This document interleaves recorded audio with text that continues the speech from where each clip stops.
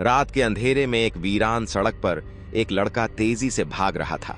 उसके चेहरे पर डर था और वह बार बार पीछे मुड़कर देख रहा था। अचानक सड़क के किनारे लगे पुराने पेड़ के पीछे से एक साया उभरा, लंबा सफेद लिबास पहने, आंखें जलती हुईं, और फिर एक चीख पूरी रात में गूंज उठी। गांव कालीपुर में एक पुरानी हवेली थी जिसे लोग शापित हवेली कहते थे। कई वर्षों से वहां कोई नहीं रहता था। लोगों का कहना था कि वहां जो भी जाता थे वो वापस नहीं लौटता। लेकिन यह कहानी शुरू होती है रोहन और साक्षी से, जो कॉलेज के छात्र थे और एडवेंचर के शौकीन। दोनों को भूत प्रेत की कहानियां बहुत रोमांचक लगती थीं। क्या तुमने सुना है हवेली में आत्माएं भटकती हैं? साक्षी ने कहा।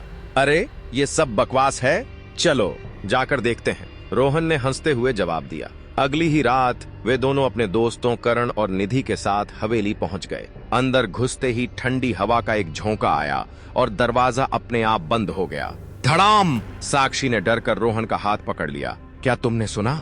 वातावरण एकदम भयानक था। अचानक हवेली के किसी कोने से किसी के रोने की आवाज आई। आवाज की दिशा में बढ़ते हुए वे एक बड़े हॉल में पहुंचे। वहां दीवारों पर कुछ अजीब-ओ-गरीब चित्र बने थे जिनमें लोग दर्द से कराह रहे थे। ये कौन लोग हैं? कर्ण ने सरगोशी की। जवाब में एक खतरनाक हंसी गूंज उठी। तुम यहाँ क्यों आए हो? आवाज इतनी गहरी थी कि सबके रोंगटे खड़े हो गए। रोहन ने टॉर्च उस दिशा में घुमाई, लेकिन वहाँ कुछ नहीं था। तभी निधि को अचानक लगा कि कोई उसके कंधे पर हाथ रख रहा है। वह चीख उठी, हमें यहाँ से जाना चाहिए। लेकिन बाहर जाने के सभी दरवाजे खुद ब खुद बंद हो चुके थे। अब हम फंस गए हैं, साक्षी ने घबरा कर कहा।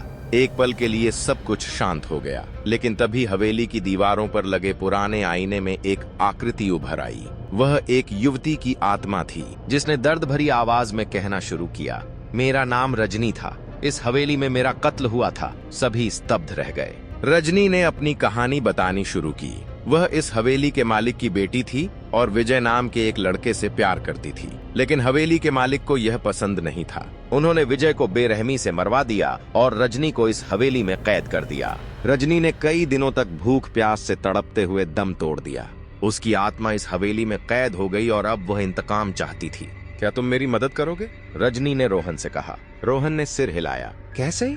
जिसने मुझे मारा उसकी आत्मा भी अब इस हवेली में है। वह मुझे शांति नहीं लेने दे रहा। तभी हवा में ठंडक बढ़ गई और एक काले साये ने सामने आकार ले लिया। रजनी, तुम कभी शांति नहीं पाओगी। अचानक हवेली में भूचाल सा आ गया। दीवारें हिलने लगीं, फर्श फटने लगा और काले धुएं के साथ एक भयंकर आत्मा प्रकट हुई। ये हवेली मेरी है, वह भयानक आवाज में चिल्लाया। रजनी की आत्मा कांप उठी। रोहन, मुझे शक्ति दो। रोहन ने अपनी जेब से एक भगवत गीता निकाली और मंत्र पढ़ने लगा। जैसे ही मंत्र पूरा हुआ, अचानक एक चमकदार रोशनी चारों ओर फैल गई। हवेली की दीवारें सफेद होने लगीं और काले धुएं में जलने लगीं। काली आत्मा ने चीखते हुए कहा, नहीं, ये नहीं हो सकता।